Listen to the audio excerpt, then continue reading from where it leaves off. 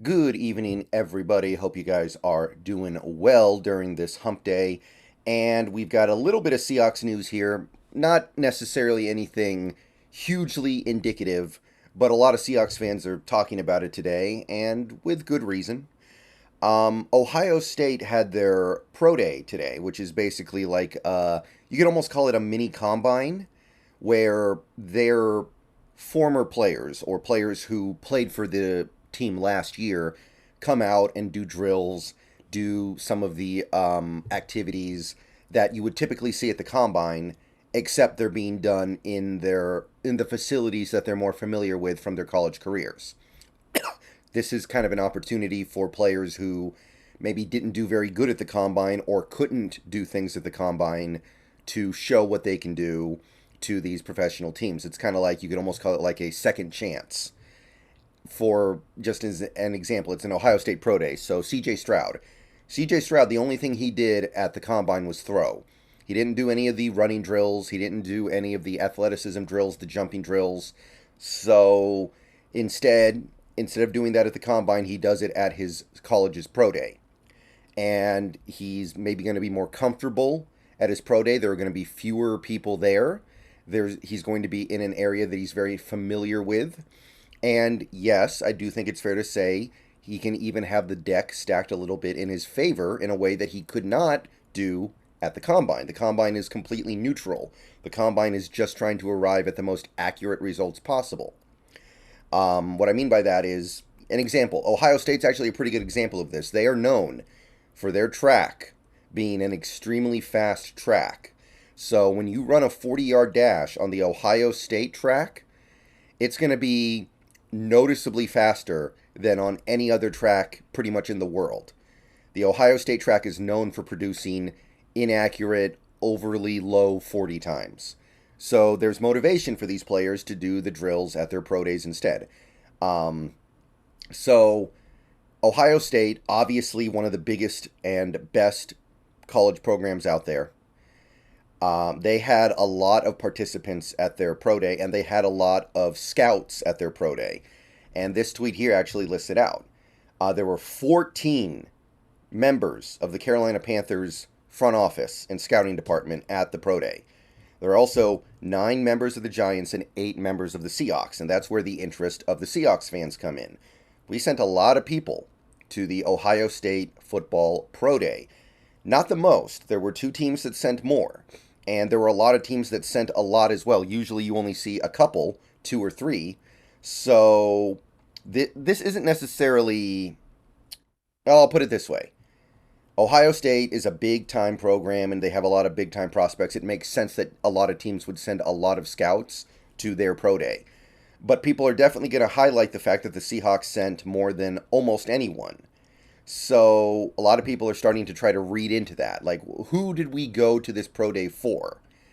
Obviously, the big one is C.J. Stroud. But if you look at it, I mean, the Panthers, they got the number 1 pick now. They need a quarterback.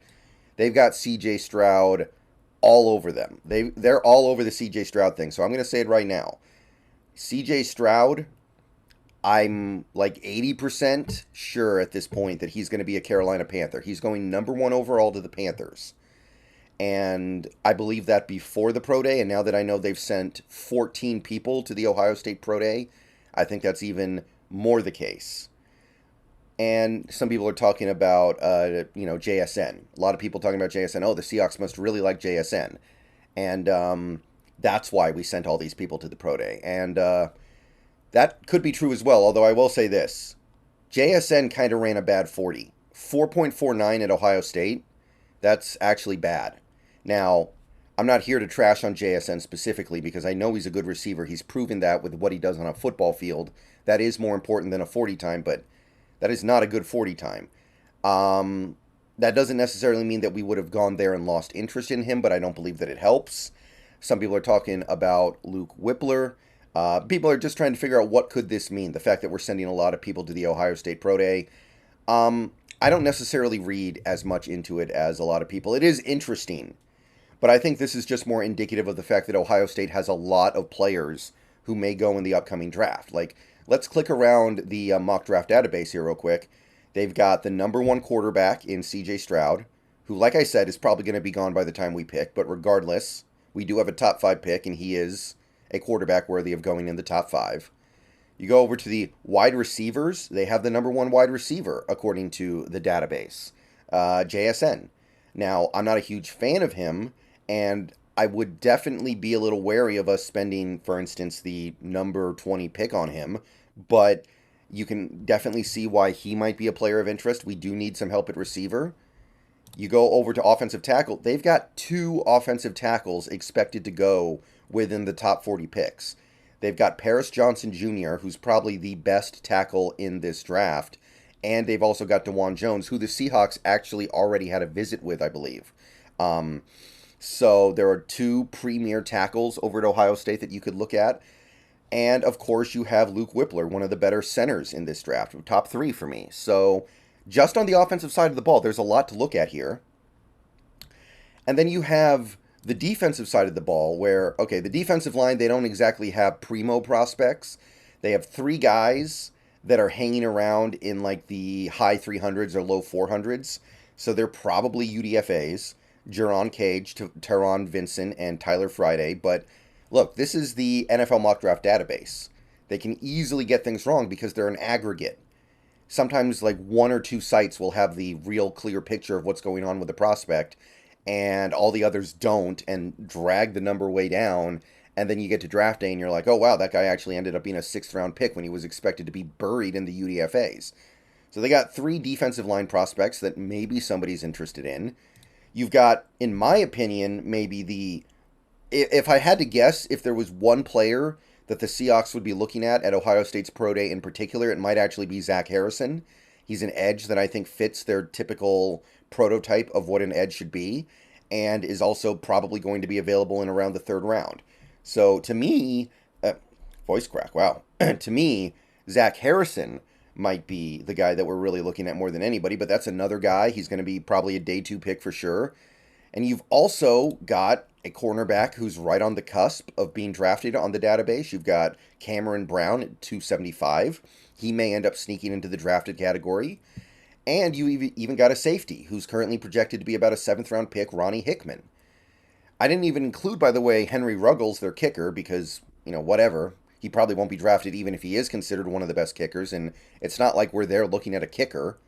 But the point is, there are a lot of guys at Ohio State that are going to either go in this draft or be hot prospects in the UDFA round. Like, how many did we just count up? 1, 2, 3, 4, 5, 6, 7, 8, 9, 10, 10 in the draft, and then another 4 who are currently projected to be valuable UDFAs. So it could be a lot of different guys that we're looking at, but more than likely, we're just sending people to send people because that's what you do when a school has a lot of different prospects. I don't know if we were going there to look at one particular guy.